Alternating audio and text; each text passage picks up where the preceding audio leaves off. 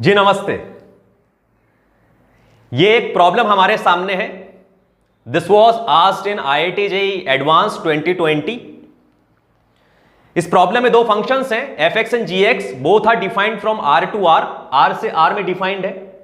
fx is defined as e power x minus 1 minus e power negative of mod of x minus 1 and gx is defined as e power x minus 1 plus e power 1 minus x total divided by 2। इन दोनों के बीच का area हमें find करना है first quadrant में। First quadrant में इन दोनों के बीच का एरिया हमें पता करना है। That should be bounded by x equal to 0।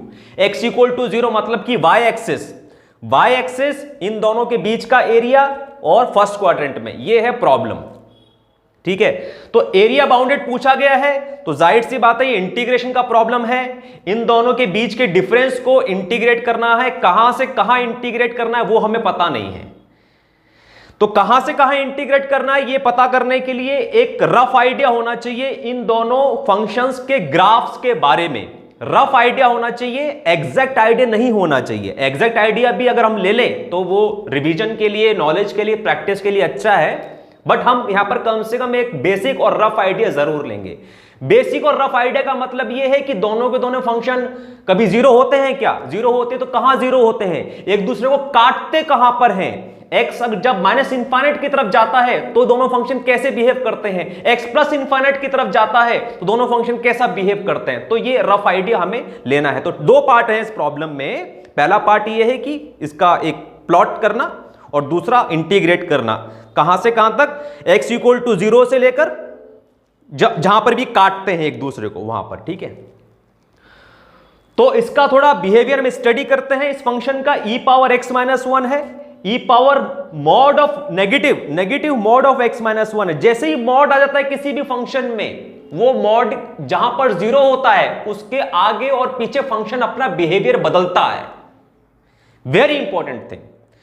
जैसे ही मॉड जहां पर आ जाता है, वो जहां पर मॉड 0 होता है उसकी x की उस वैल्यू के लिए फंक्शन अपना बिहेवियर उसके आगे और पीछे बदलता है। मतलब x इक्वल टू 1 के ऊपर ये 0 है तो x इक्वल टू 1 के पहले this mod will become 1 minus x। This mod will become 1 minus x and this negative will make it again x minus 1। सो मेरे कहने का मतलब है कि x अगर 1 से छोटा है तो fx 0 है। This is an information that we have got.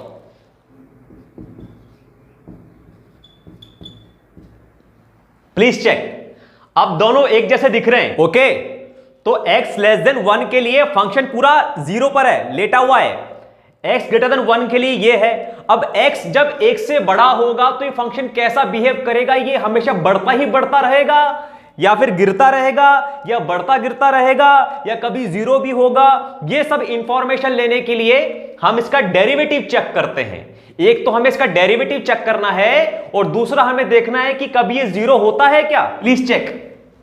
fx को 0 होने के लिए इन दोनों को बराबर होना पड़ेगा। ये दोनों बराबर होंगे मतलब कि इनकी पावर्स बराबर होंगी। पावर्स बराबर होंगी मतलब कि x minus 1 equal to 1 minus x, x minus 1 equal to 1 minus x, that means 2x equal to 2, x equal to 1। तो x इक्वल टू 1 के ऊपर ये फंक्शन 0 है और उसके पहले भी 0 है। x इक्वल टू 1 के बाद कभी 0 नहीं रहा।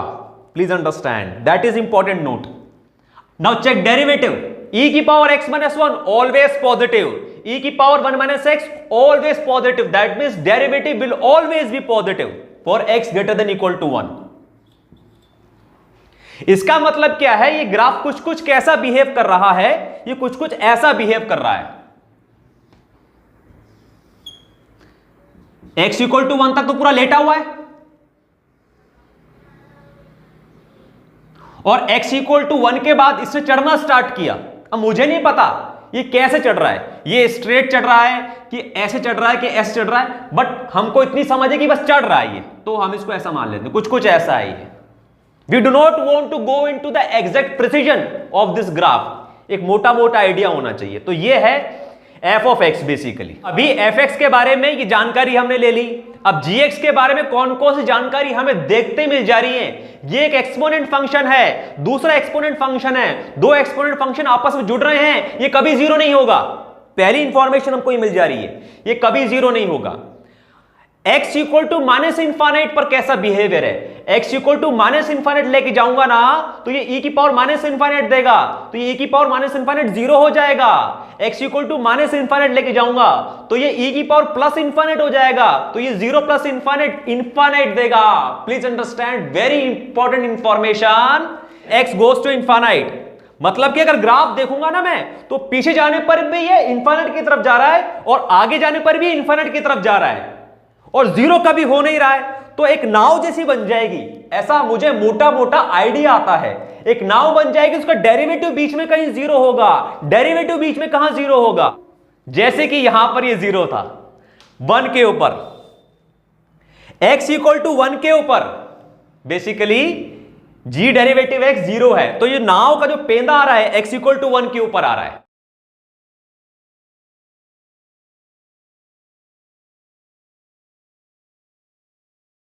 ये ग्राफ बनाते वक्त हमने ये एज्यूम भी कर लिया कि दोनों एक दूसरे को काटते होंगे, जाहिर सी बात है काटते होंगे तभी ये क्वेश्चन बनेगा, और काटते कहां पर है वो पता करना बहुत जरूरी है। वो कैसे पता चलेगा, इन दोनों को मतलब कि x ग्रेटर देन 1 के लिए जो fx आया था वो fx और ये gx को आप भिड़ा देंगे, एक दूसरे के सामने कर देंगे, तो e की पावर -x सिंगल है, ये डबल है, डबल का ट्रिपल है, तो ट्रिपल ऑफ e की पावर -x, ठीक है, इसको क्रॉस करके भिड़ा देते हैं, तो e की power 2x - 2 equal to 1 plus ln √3।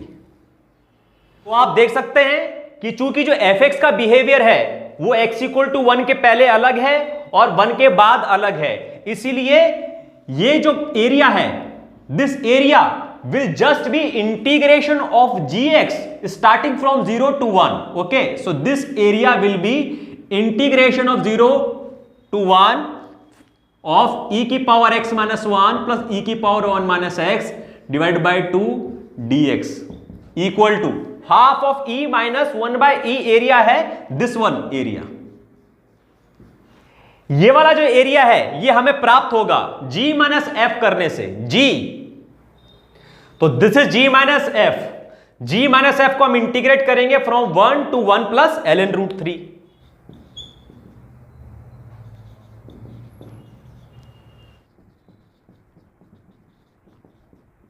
So answer is 2 minus √3 plus half of e power 1 minus e power -1। नमस्ते।